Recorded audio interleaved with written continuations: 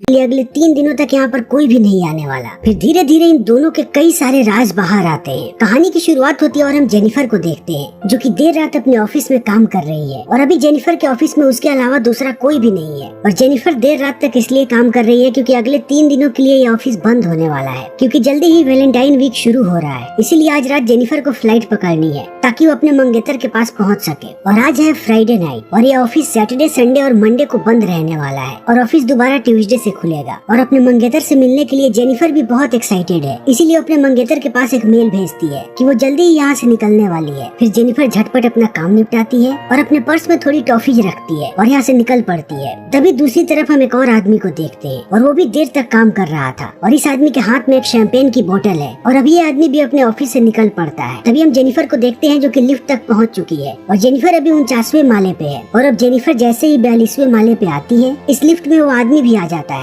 फिर इनकी लिफ्ट नीचे जाने लगती है। इस बीच वो आदमी जेनिफर से बात करने की कोशिश करता है। जेनिफर उसकी बातों को सुनती है और वो थोड़ा बहुत जवाब भी देती है, लेकिन जेनिफर को देखने के बाद लगता है कि उसे इस आदमी में कोई भी रुचि नहीं है। तभी आदमी लिफ्ट के दीवारों पे जेनिफर को कुछ दिखाता है और जैसे ही जेनिफर उस तरफ देखती है वैसे ही ये लिफ्ट रुक जाती है और ये समझ नहीं पाते हैं कि आखिर यहाँ पे क्या हुआ। ये लोग इस लिफ्ट के सारे बटन्स दबाते हैं और अपनी पूरी कोशिश कर लेते हैं कि ये लोग इस लिफ्ट को खोल सके, लेकिन इनकी सारी कोशिशें बेकार हो जाती है। इस बीच में ये लोग कैमरे पर भी बार बार मदद के लिए इशारा करते हैं, लेकिन वहाँ से भी इन्हें कोई जवाब नहीं आता क्योंकि इस पूरी बिल्डिंग में इनके अलावा और कोई भी नहीं है। और इनकी समस्याएं तब बढ़ती हैं जब इन्हें पता लगता है कि यहाँ पे इनके फोन में नेटवर्क तक नहीं है और वक्त के साथ साथ इनकी मुसीबतें और भी ज्यादा बढ़ती चली जाती हैं। 15 मिनट के बाद ये लोग दरवाजे पे चिल्लाने लगते हैं, लेकिन इन्हें बाहर से कोई भी जवाब नहीं मिलता। फिर जेनिफर और भी ज्यादा परेशान होने लगती है क्योंकि उसे लगता है कि जल्दी ही उसकी फ्लाइट छूट जाएगी। और इस बात को सुनने के बाद ये आदमी जेनिफर की मदद करने की कोशिश करता है और कहता है कि अब हमारे पास बस एक ही रास्ता है कि हम लिफ्ट के ऊपर से जाएं। इसीलिए जेनिफर अब इस आदमी के कंधे के ऊपर चढ़ जाती है और लिफ्ट के रूफ को तोड़ने की कोशिश करती है ताकि वो ऊपर जा सके, लेकिन जेनिफर की सारी कोशिशें बेकार हो जाती हैं और इसी बीच जेनिफर के हाथ पे चोट भी लग जाती है। इसीलिए जेनिफर अब नीचे उतर जाती है और जेनिफर को पता लगता है कि 1 घंटे का वक्त बीत चुका है। इसीलिए जेनिफर को अब इस बात का एहसास हो गया है कि उसकी फ्लाइट छूट चुकी है। इसीलिए जेनिफर अब निराश होने लगती है और जेनिफर को निराश देखने के बाद ये आदमी थोड़ी मजाकिया बातें करने लगता है कि जिससे जेनिफर का मूड ठीक हो सके। इसी बीच जेनिफर को प्यास लग जाती है और वो आदमी अपने बोतल का पानी देता है और फिर वो मजाक भी करता है और कहता है कि अगर तुम चाहो तो हम शैंपेन की बोतल भी खोल सकते हैं। और जेनिफर इस बात पे हंसती है। फिर जेनिफर इस आदमी के बोतल से पानी पीती है और बदले में उसे कुछ टॉफी देती है और वक्त ऐसे ही बीतते जाता है और 4 घंटे का वक्त बीत जाता है। तब जेनिफर बताती है कि उसे पेशाब लगा है, लेकिन यहाँ पे पेशाब करने के लिए कोई भी जगह नहीं है, इसीलिए जेनिफर ने बहुत देर से रोक करके रखा है। और जेनिफर ये भी कहती है कि उसे शर्म आ रही है कि वो एक अनजान आदमी के सामने पेशाब करेगी। तब वो आदमी जेनिफर को समझाता है कि शर्माने की कोई भी जरूरत नहीं है, तुम कोने में कर सकती हो। और इतना कहने के बाद वो आदमी जेनिफर को अपना थर्मस भी देता है और जेनिफर कोने में पेशाब करने लगती है। और इस बीच वो उस आदमी को कहती है कि वो अपनी आंखें बंद कर ले और उसके साथ साथ अपने कान भी, और वो आदमी ऐसा ही करता है और उसके साथ साथ ये आदमी गाना भी गाता है जिससे जेनिफर और भी ज्यादा कंफर्टेबल हो जाती है। और अब इसके बाद जेनिफर और भी ज्यादा कंफर्टेबल हो जाती है और अब धीरे धीरे इन दोनों के बीच नजदीकियां बढ़ने लगती है और ये दोनों अपने बारे में बताना शुरू करते हैं। और जेनिफर बताती है कि वो न्यूयॉर्क जाने वाली थी किसी से मिलने के लिए, लेकिन अब सब कुछ खराब हो गया। फिर ये आदमी कहता है कि इसके लिए काम ही सब कुछ है, इसीलिए इस वीकेंड भी ये आदमी कुछ खास नहीं करने वाला था। और यहाँ पे आदमी अपना नाम भी बताता है कि इसका नाम है जॉन डिकिंस। और अब ये लोग यहाँ पे तरह तरह के गेम्स खेलते हैं और लिफ्ट के दीवार पे जो स्केच बना था, जेनिफर वहाँ पे एक और स्केच बनाती है और अब यहाँ से ये दोनों एक दूसरे के साथ बहुत ही ज्यादा कंफर्टेबल होने लगते हैं। इसीलिए जॉन अपनी शैंपेन की बोतल खोलता है और ये दोनों एक साथ पीते हैं। फिर टाइम पास करने के लिए दोनों एक दूसरे की ड्राइंग बनाने लगते हैं और जॉन जेनिफर से कहता है कि उसने पहले भी जेनिफर को ऑफिस में देखा था, लेकिन वो इसलिए उसे नहीं बता रहा था कि कहीं वो अनकंफर्टेबल ना हो जाए। लेकिन जेनिफर इस बात को सुनने के बाद मुस्कुराती है और कहती है कि कोई बात नहीं, तुम मुझे बता सकते थे। फिर जेनिफर अपनी ड्राइंग जॉन को दिखाती है, लेकिन जेनिफर की ड्राइंग बहुत ही फनी होती है और उसने जॉन को ऐसा लगता है कि मजाक उड़ाया है। तभी जॉन अपनी ड्राइंग दिखाता है और जेनिफर देखती है कि जॉन ने उसकी ड्राइंग को बहुत ही अच्छा बनाया है और उसमें वो बहुत ही खूबसूरत नजर आ रही है। इसीलिए अब जेनिफर को बुरा लगने लगता है और वो जॉन को सॉरी कहती है और जॉन की ड्राइंग की एक तस्वीर खींच लेती है अपने फोन में और कहती है कि अगर वो जिंदा बची तो वो इस तस्वीर का वॉलपेपर बनाएगी। और अब फिर से इन दोनों के बीच बातें शुरू हो जाती हैं और ये दोनों बहुत ही ज्यादा भूखे होते हैं, इसीलिए ये लोग अपना टाइम पास करने के लिए किसी चीज के बारे में बात करना चाहते हैं। फिर ये दोनों एक के बाद एक बहुत सारे टॉपिक्स चुनते हैं, लेकिन इन्हें कोई भी टॉपिक पसंद नहीं आता और अंत में जेनिफर कहती है कि हमें अपने सेक्स लाइफ के बारे में बात करना चाहिए। फिर जेनिफर अपना फोन निकालती है और वो जॉन को कहती है कि वो अपने सबसे अजीब एक्सपीरियंस के बारे में बताए और पूछती है कि क्या वो किसी से किसी अजीब जगह पे इंटीमेट हुआ है। लेकिन जॉन इस बात को सुनने के बाद शर्माने लगता है और वो कुछ भी नहीं बता पाता। तभी जेनिफर जॉन के हाथ में फोन दे देती है और वो अपने एक्सपीरियंस के बारे में बताने लगती है और कहती है कि वो एक बार लाइब्रेरी में एक लड़के के साथ इंटीमेट हुई थी और वो उसकी जिंदगी का सबसे अजीब अनुभव था। और अपना अनुभव साझा करने के बाद जेनिफर एक बार फिर से जॉन को कहती है कि वो अपने अनुभव के बारे में बताए, लेकिन जॉन एक बार फिर से शर्माने लगता है और कहता है कि उसके पास कोई भी ऐसा अनुभव नहीं है। फिर जेनिफर कहती है कि तुम कोई भी मनगढ़ंत कहानी बना सकते हो। फिर जॉन कहानी बनाने लगता है और कहता है कि एक बार वो गाड़ी से जा रहा था, तब उसकी गाड़ी में एक हॉट सी लड़की थी और अचानक वो अपने कपड़े उतारने लगी और वो जॉन के साथ इंटीमेट होने की कोशिश करने लगी। लेकिन इतना बोलने के बाद जॉन चुप हो जाता है और कहता है कि मुझे लगता है कि मैंने कुछ ज्यादा ही बोल दिया। लेकिन जेनिफर कहती है कि कोई बात नहीं। और इस बात को सुनने के बाद जॉन जेनिफर की तरफ आगे बढ़ने लगता है और अब ये दोनों किस करने लगते हैं और देखते ही देखते ये दोनों फिर इंटीमेट होने लगते हैं। और इंटीमेट होने के बाद जॉन जेनिफर से कहता है कि उसे लगता है कि वो जेनिफर से प्यार करने लगा है। और इस बात को सुनने के बाद जेनिफर थोड़ी सी ऑकवर्ड हो जाती है और कहती है कि अभी इन लोगों के बीच जो भी हुआ वो बस ऐसे ही हो गया, उसमें कोई भी फीलिंग्स नहीं थी,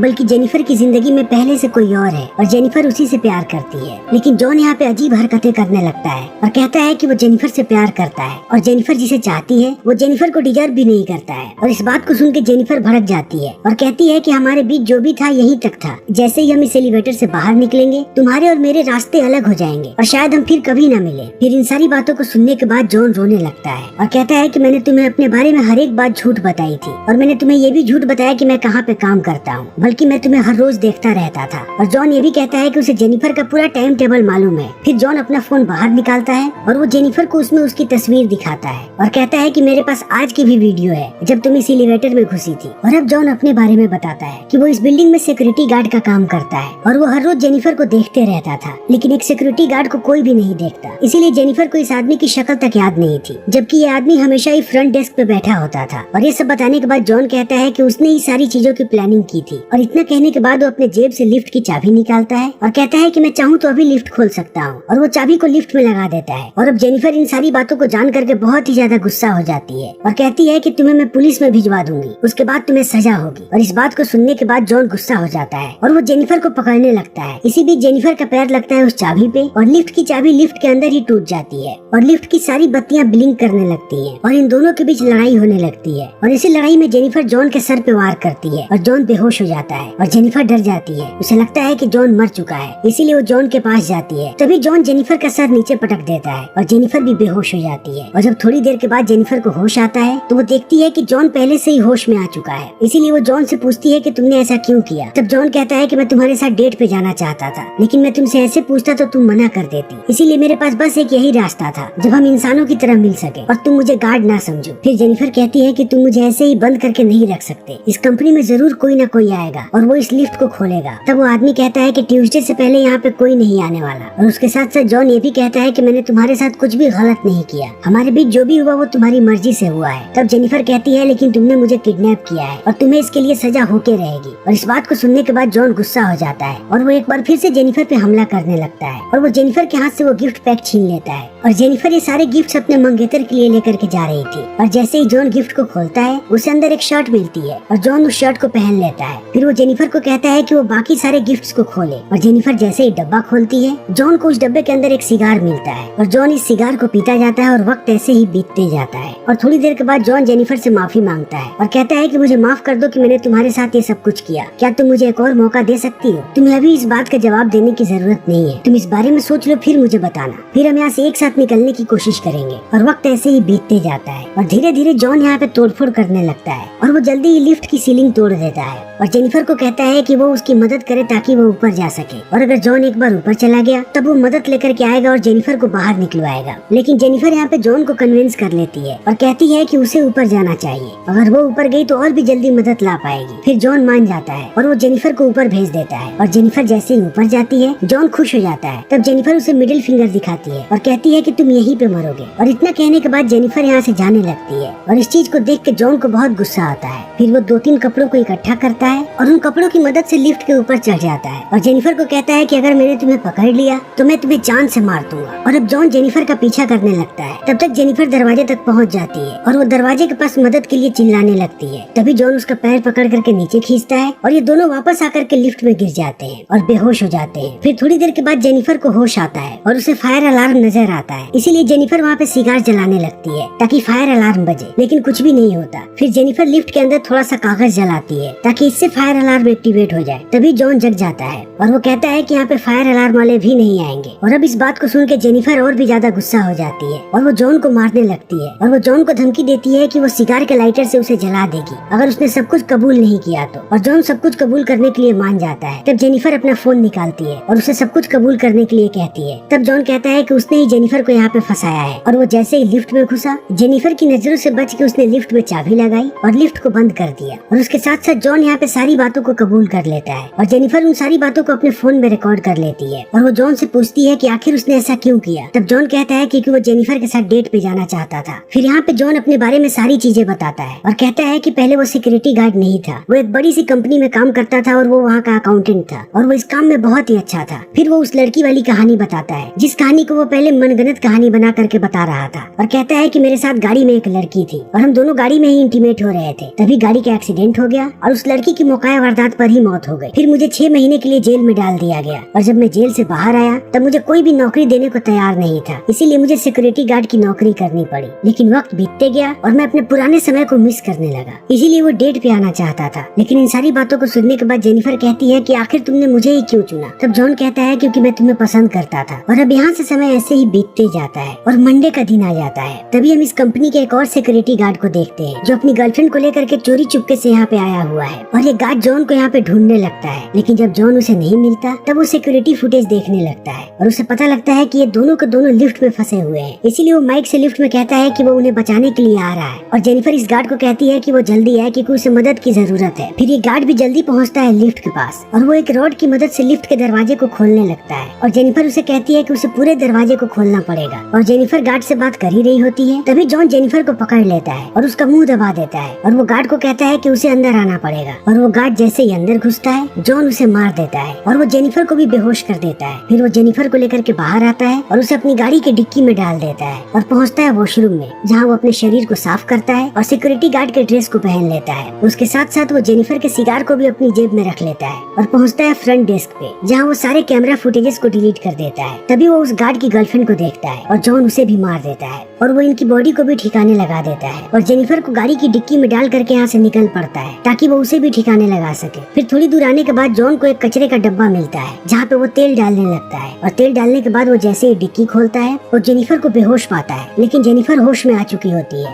और वो नाटक कर रही होती है और जॉन जेनिफर से कहता है कि वो उसे अभी पसंद करता है, लेकिन हालात ऐसे हैं कि उसे अब जेनिफर को मारना पड़ेगा। और इतना कहने के बाद वो जैसे ही कचरे की तरफ जाता है जेनिफर उठ खड़ी होती है और वो जॉन को बेहोश कर देती है और गाड़ी में बैठ करके यहाँ से भागने लगती है। तभी वो गाड़ी में जलता हुआ सिगार देखती है और उसे गुस्सा आ जाता है और वो अपनी गाड़ी वापस ले जा करके फिर से जॉन के शरीर पे मारती है और जॉन कचरे के डब्बे में चला जाता है जहाँ पे पहले से उसने तेल गिरा रखा था। और अब जेनिफर बाहर आती है और वो जलता हुआ सिगार फेंकती है कचरे के डब्बे में और जॉन यहाँ पे जिंदा जल जाता है और ये कहानी यहीं पे खत्म हो जाती है। तो दोस्तों इस फिल्म का नाम था डाउन। तो इसी के साथ हमारी आज की ये वीडियो यहीं पे खत्म होती है। उम्मीद है कि आपको हमारी ये वीडियो पसंद आई होगी। अगर आपको हमारी ये वीडियो पसंद आई हो तो इसे लाइक करें, शेयर करें और चैनल को सब्सक्राइब करें। Thank you.